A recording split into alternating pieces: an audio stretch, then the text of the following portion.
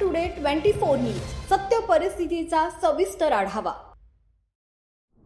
Akola railway स्टेशनच्या platform क्रमांक 6 वर बॉम्ब ठेवण्यात आल्याची काल्पनिक माहिती मिळताच पोलीस यंत्रणा सतर्क झाली। दहशतवाद विरोधी शाखेच्या वतीने बुधवारी सायंकाळी दहशतवादी हल्ल्याच्या आपत्कालीन परिस्थितीचा सामना करण्यासाठी मॉक ड्रिल घेण्यात आलं।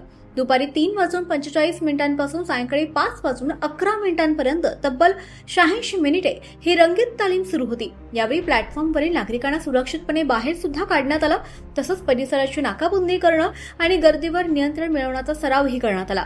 त्यानंतर बॉम्ब शोधक आणि नाशक पथकानं अत्याधुनिक उपकरणे आणि प्रशिक्षित श्वानाच्या मदतीनं संशयास्पद वस्तूची तपासणी केली।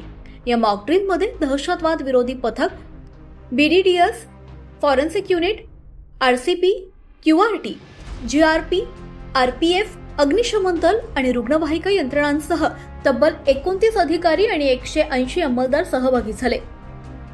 पोलीस अधीक्षक अर्चित चांडक, अपर पोलीस अधीक्षक चंद्रकांत रेड्डी आणि शहर विभागाचे उपविभागीय पोलीस अधिकारी सुदर्शन पाटील यांच्या मार्गदर्शनाखाली ही मॉक ड्रिल पार पडली।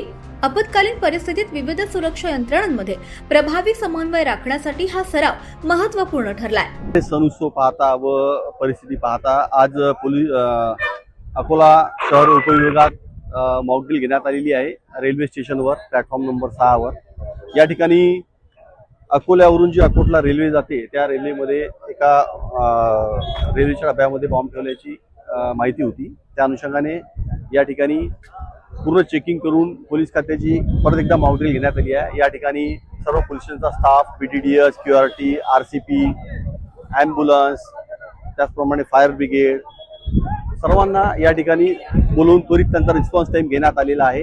त्याप्रमाणे भविष्यात अशी कोणती घटना उद्भवल्यास पोलिसांचा रिस्पॉन्स टाइम कसा राहतो व पब्लिकला याच्यापासून कसं दूर ठेवायचं आणि माहिती कशी द्यायची याबाबत एक रंगीत तालीम घेण्यात आलेली आहे, ज्यामध्ये रेल्वे स्टेशन अकोटच्या भागाच्या साईडनी प्लॅटफॉर्म नंबर 6 वर आम्ही ती ड्रिल घेतलेली आहे। महाराष्ट्र टुडे मराठीसाठी प्रतिनिधी मोहम्मद एहसानसह समीर खान, अकोला। आजच महाराष्ट्र टुडे 24 न्यूजला सबस्क्राईब करा आणि सत्य परिस्थितीचा सविस्तर आढावा पहा।